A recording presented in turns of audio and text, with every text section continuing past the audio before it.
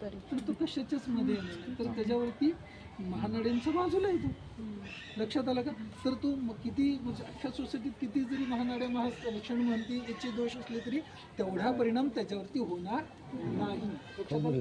फ्लॅटला जरी तो विचार करायचा नसला तरी विचार केल्याशिवाय राहायचो पण नसतो. लक्षात आलं? तर अशा पद्धतीने मग द्वार बघायचं. आता बघा द्वार मित्रांनो, या जर तुम्ही वास्तूचा सरासर द्वाराचा विचार करायला गेला तर ही जर पूर्वमान या पद्धतीने जर काढली तर याचं पितृपदामध्ये दरवाजा येतो. लक्षात आलं?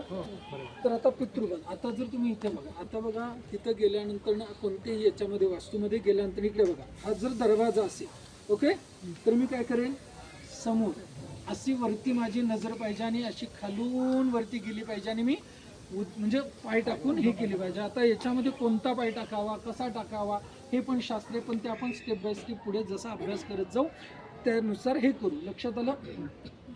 आता वास्तुभूषण जर कुणी केलं असेल तर ते वास्तूच्या बाहेर बसूनच कोणती एनर्जी आहे, काय एनर्जी आहे, माणसं कशी आहेत, कोणते रोग आहेत, कोणते आजार आहेत ते सांगू शकतात. पण एक गोष्ट लक्षात ठेवा, मला आत्ता सांगायला काय एक चावी तर द्यायची, परंतु विषय कसा असतो, आधी दिलेल्या गोष्टीची किंमत नसते आणि ते पचत पण नसते.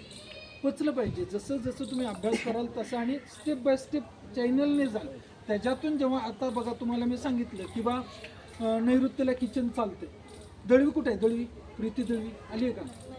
हां, तिचं उत्तर चुकलेलं आहे, माफ करा हे बोलू नये.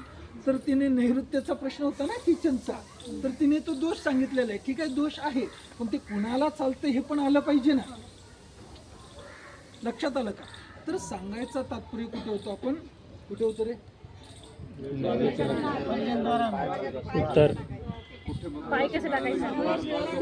हा, कुठला पाय, अशा पद्धतीने आपल्याला त्याचा अभ्यास केला पाहिजे.